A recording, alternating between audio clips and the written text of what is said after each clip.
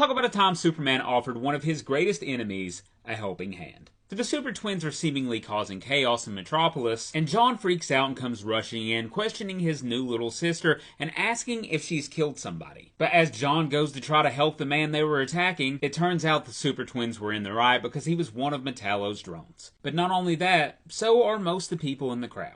Now Lois and Clark hear all the chaos going on downtown in Metropolis, and when Clark uses his supervision, he sees that it's his kids right there in the middle of it, and takes off in a frenzy. Now the original Metallo reveals himself to John and starts beating on him, and he quickly grabs the kids and teleports away as Clark arrives just a millisecond too late. The Supermen start clearing out the Metallo drones together, and John is begging his dad for him to be the one to go save his siblings. John is blaming himself, saying that them leaving was all his fault. You see, Osel had asked John if he hated them. She feels like that he thinks he's getting replaced. But John swears he doesn't feel like that at all, and with tears in his eyes, he says he has to be the one that finds them. Big Blue tells his son that he understands, but these civilians need protecting, and he couldn't live if he let his boy face Metallo alone. John listens to his dad and tells him yes sir. As Clark begins to float up above the city, he starts listening through the noise of the crowd, through the traffic and through the wind, until he hears his favorite sound of all, John's heartbeat. He keeps listening further out until he hears Lois's, Jimmy's, and Perry's, until he finally hears it, two little hearts that were not raised on this world. Clark comes busting in, demanding that Metallo lets go of his kids, and wonders what the hell's happened to him. See, Metallo's been upgraded and twisted even further here recently, and he believes he's hearing his sister Tracy in his head. He demands Superman goes and saves her, or else these kids are gonna die,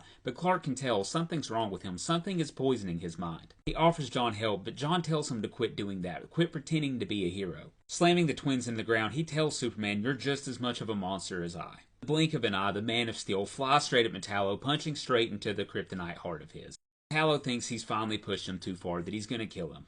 Superman tells him no. You see, he's seen this new technology that's powering Metallo. It's an orphan box from Warworld. Although Metallos may be full of kryptonite, the Genesis mineral that these orphan boxes are made of have quite the effect on Superman. You know, his ma always told him nobody likes to show off. But sometimes, a bully needs to know that they're not as tough as they think. He slams Metallo into the wall, carefully picking him apart with his heat vision like it's nothing, and warns John Corbin to stay down, that he's not going to let him hurt anyone else. Metallo begs the Man of Tomorrow just to go ahead and finish the job, to do what the big man does. And Superman asks what he thinks that means. Is he supposed to put his foot on his throat and humiliate him now? With his new kids watching carefully, Clark gets down beside Metallo and offers a hand, and tells him whatever strength he has doesn't belong to him. Clark tells him it belongs to those who need it, and right now, that's you. Metallo's killed people, and he will pay for that, but right now his sister needs their help, so the two of them are going to go get her back. Corbin can't believe this. He told Superman he would have killed his entire family. Is he really going to help him after all of that?